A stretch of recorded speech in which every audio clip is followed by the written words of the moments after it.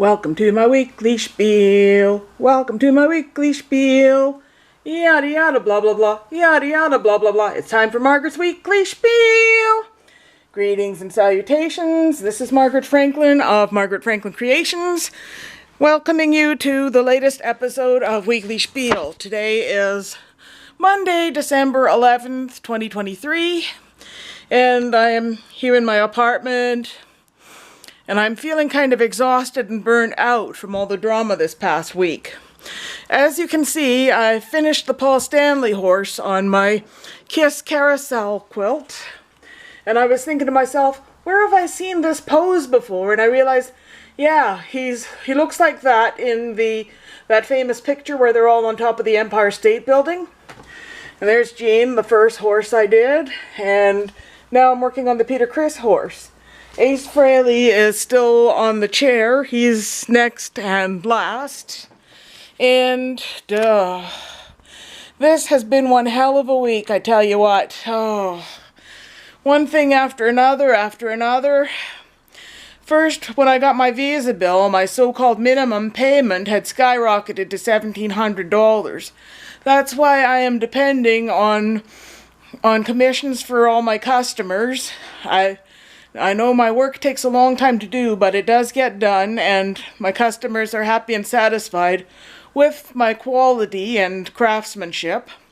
And speaking of quality and craftsmanship, the more I think about this Kiss carousel, the bigger and better it'll be. It's not going to be your pathetic little four-horse coin-operated kiddie ride, similar to the one Richard Livesey and I found when we got lost at Wasaga Beach when we were kids. It will be probably one of the biggest, most spectacular carousels you've ever seen, in combining old-fashioned craftsmanship with 21st century technology. I was thinking, in lieu of traditional painted rounding boards and scenery panels, they would all be flat LED or plasma screens on the carousel. So you have continuing imagery always changing with Kiss-related video clips and animation and graphics. And it never looks like, if they can do that with that giant sphere that you see in Las Vegas that turns into a giant disco ball and has emojis in that, or that world's biggest TV screen on Fremont Street, we can design a carousel with rounding boards and scenery panels that are always changing, showing you the covers of Kiss albums, sharing fan art, and it just goes on and on. And I think Jean will like this idea. I think Kiss will like this idea. One way that they can give back to the fans after they've retired and have the legacy live on. And there'll be animals designed by the fans and possibly by Kiss themselves, because they are all great artists in their own right. I've seen Paul Stanley's paintings, and in Jean's biography, he has some of his doodles that he's drawn. He's got a really terrific drawing of a ladybug and other things. And yeah, Kiss art, fan art, pictures from their career, various graphics, all swirling around continuously on these rounding boards and scenery panels while the carousel is in motion, creating for a multi-sensory experience. And I told you about the idea of the band organ that looks like the Alive 2 stage, with the drum platform rising up that has the two pouncing cats and the animated Kiss figurines. I guess it would be a choice between, it could be capable of playing both depending on what the mood is. Traditional band organ music, but with classic Kiss songs orchestrated for a MIDI file, or it could be like the complete discography available at the touch of a fingertip so fans can make requests. And it would look so cool standing outside this Kiss museum, and not only have their one in Las Vegas, but maybe a chain of Kiss carousels and Kiss museums in a variety of locations, just like Tussauds or Ripley's, or what's another chain of attractions that's in multiple locations? The Sky Wheel, of course. Jeanette and I have ridden 2 different Sky Wheels, Niagara and Myrtle Beach, and we've been to two Ripley's museums, Niagara and Myrtle Beach. We wanted to go to the one at Fisherman's Wharf, but there just wasn't time. Maybe next time we're in the San Francisco area. Like, I've always dreamed of riding as many Sky Wheels as possible, and going to as many Ripley's museums as possible. And when all these KISS carousels are built, it'll be fun to visit all of them and maybe reap my share of the royalties, I hope. And I will make a bigger quilt incorporating all the animals designed for these KISS carousels, like several quilts to be displayed at each of these museums. Am I dreaming big or what? Well, it helps to have a big dream considering all the tribulation I've been under lately. I told you about my unpleasant surprise at the bank, and I am thankful that my customers are bailing me out gradually. Like, Royal Summit has completely paid for Zinnia's quilt, and I have yet to finish this panel. I have, I think, two more zinnias and two more butterflies, but he wants hummingbirds. So I might have to change that and use the extra butterflies somewhere else. And I got my Christmas tree set up, as you can see here. I know it's a bit early to see it very well. Better photographing it at night so you can see all the Hujigawatsits. And I have so many ornaments that my humble little Christmas tree got put to use after all. And my little angel actually has a spot on top, as you can see. I don't have to put her aside anymore. She's got her place to sing out from.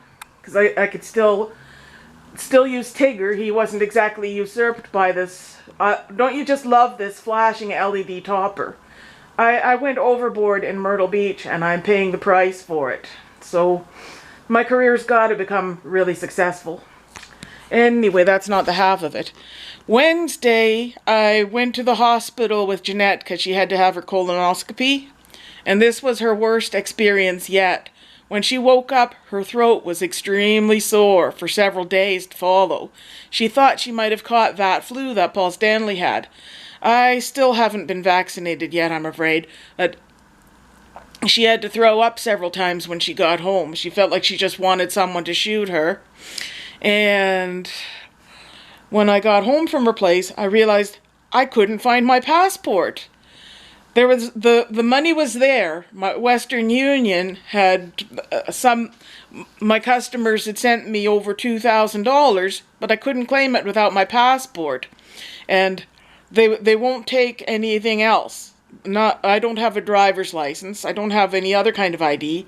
They won't accept your health card. That was on Saturday, because I'd been to Jeanette's place to look for my passport to see if I lost it at her place. I go into Western Union, tell them my problems. They're not very sympathetic. I storm out of there and I'm screaming, I hate my life. I went into Wimpy's thinking, I wonder if maybe I lost it there. And I just told the whole story to the waitress, just bawling my eyes out like you wouldn't believe. I phoned a couple of our other regular haunts that I might have been to in the last couple weeks.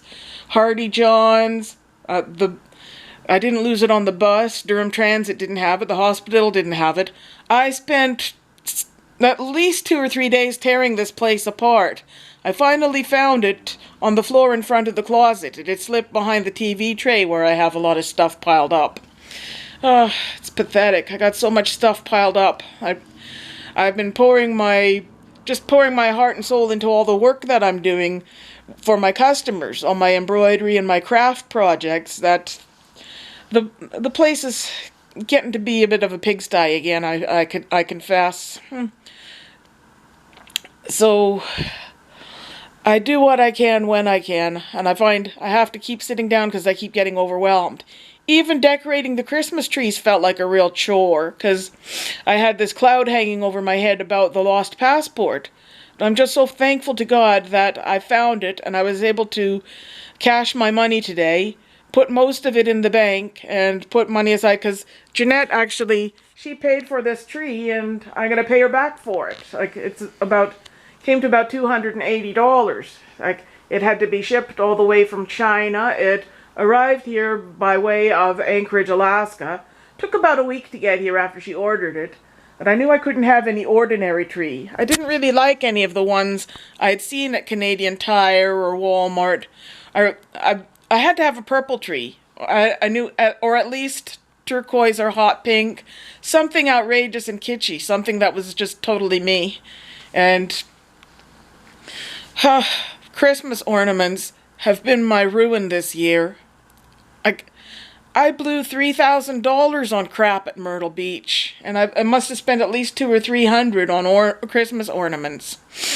Oh, I could kick myself. I really could. But things are going to change. Things are going to turn around. I'm happy that we live here. Like, this house, this apartment was a real answer to prayer when I needed it most. On July 26th of 2021, I felt like I was at my limit and couldn't stand it anymore. And then 2 days before my birthday that year, we got the good news that we got this place. So happy and so relieved. And then when I got back from Jeanette's place, I found out I had that money, but I couldn't claim it because I couldn't find my passport. Talked to my travel agent.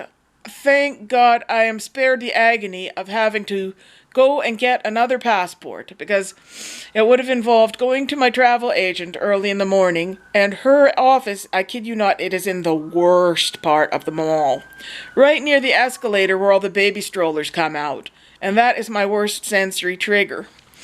Anyway, on the day that Jeanette came to I'm backtracking here. So I would have had to get a whole new passport, get my picture taken, and all that bullshit. I can do without that. Oh, I was so relieved when I found it last night. I was yelling and screaming, yes, yes, yes! Thank God, oh God, oh God.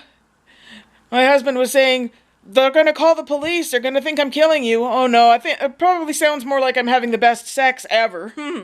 Anyway, I guess that's all. How long have I been yakking away here? 12 minutes? Oh, bye-bye. Be back soon. Thanks for watching Weekly Spiel.